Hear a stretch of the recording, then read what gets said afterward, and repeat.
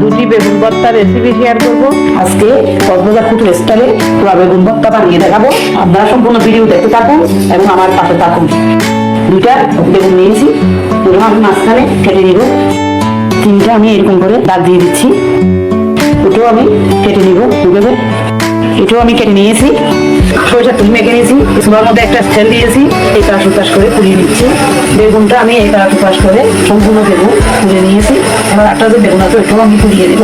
আপনারা বাড়িয়ে কমিয়ে বেগুন ভর্তা করে নিতে পারেন। আমি শুধু দুটো বেগুন দিয়ে ভর্তা বানাবো।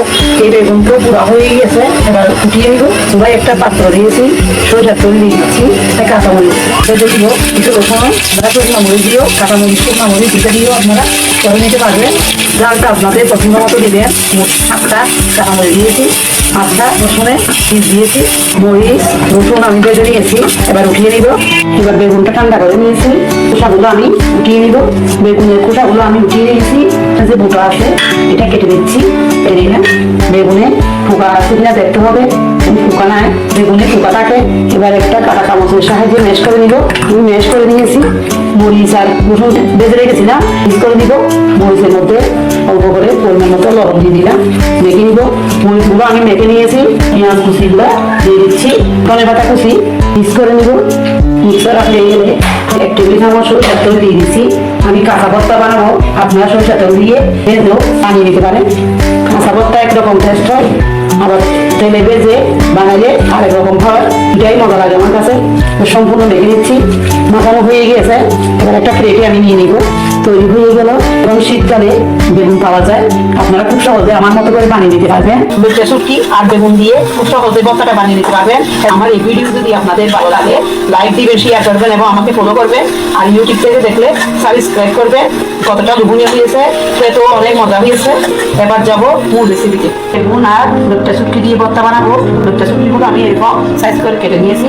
আর বেগুন নিয়েছি 2টা, পেঁয়াজ কুচি নিয়েছি, কাঁচামরিচ কুচি নিয়েছি, আর ধনে পাতা কুচি নিয়েছি, আর রসুন কুচি নিয়েছি। লোকটা শুটকিগুলো আমি ভেজে নিব। লোকটা শুটকিগুলো আমি ভেজে নিয়েছি, পানি দিয়ে দিতে দিব। যে আছে ওইটাও আমি ওগুলো কেটে দিব। এক পাশে পোড়া হয়ে গেছে, সে পাশেও আমি উল্টে পাল্টে পুড়ে দিব। বেগুনটা পোড়া হয়ে গিয়েছে, আবার আটা বেগুন যে আছে ওটাও আমি পুড়িয়ে দিব। বেগুন এটাও আমি পুড়িয়ে নিয়েছি, নামিয়ে দিব। শুটকি মাছগুলো আমি গরম পানি দিয়ে ভালো করে ধুয়ে নিয়েছি। এরকম ছোটো ছোটো টুকরা করে নিয়েছি। মাঝখানে যে একটা কাঁটা আছে ওটা আমি ফেলে দিয়েছি। বেগুন যে দিয়ে নিয়েছি, এবার খোসাটা আমি ছাড়িয়ে নিব। এভাবে বেগুনগুলো আমি খোসা ছাড়িয়ে নিয়েছি। এখানে পোকা আছে কিনা দেখে নিতে হবে। বেগুনে পোকা থাকে, তোমার বেগুনগুলো পোকা নাই। একটা কাঁটা চামচের সাহায্যে আমি একটু ম্যাশ করে দিব। বেগুনটা আমি ম্যাশ করে নিয়েছি। একটা কড়াইতে সরিষার তেল দিয়ে দিচ্ছি পরিমাণ মতো। তেলটা যখন গরম হয়ে আসবে, এবার পেঁয়াজ কুচিগুলো আপনারা রান্না যেগুলো তেলগুলো নিতে পারেন দিয়ে দিচ্ছি। 1 টেবিল চামচ রসুন কুচি আপনারা আপনাদের পরিমাণ মতো দিবেন। জালটা আপনাদের পছন্দ মতো দিবেন। আর একটু ভেজে নিব।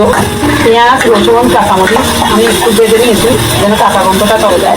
লোকটা শুটকি মাছ যে আমি রেখেছি সেগুলো আমি দিয়ে দিলাম। একটু ভেজে নিব, যেন একটা সুগন্ধি বের হয়, ওভাবে ভেজে নিতে হবে। লোকটা শুটকিগুলো আমি ভেজে নিয়েছি। যখন একটা সুগ্রাম বের হবে, এই অবস্থায় আমি বেগুন যে আমি ম্যাশ করে রেখেছি সেগুলো আমি দিয়ে দিব। 1 চা চামচ দিয়ে দিব লাল মরিচের গুঁড়া। আপনারা শুধু কাঁচা মরিচ দিয়েও এটা বানিয়ে দিতে পারে। মরিচটা একটু বেশি দিলে ভর্তা খেতে অসাধারণ হয়। এই পরিমাণ মতো লবণ। জালটা একদম লো আঁচে রেখেছি, জাল বেশি দেওয়া যাবে না, নাহলে তলায় লেগে যাবে। ধনে পাতা কুচি। বেগুন ভর্তাটা হয়ে গিয়েছে, দেখতে কত লোভনীয় হয়েছে, খেতেও অনেক মজা হয়। এভাবে একবার হলো আপনারা এই পুরা বেগুন ভর্তা শুটকি দিয়ে বানিয়ে দেখবেন। আশা করি আপনাদেরও ভালো লাগবে। সবাই ভালো থাকবেন। আল্লাহ হাফেজ।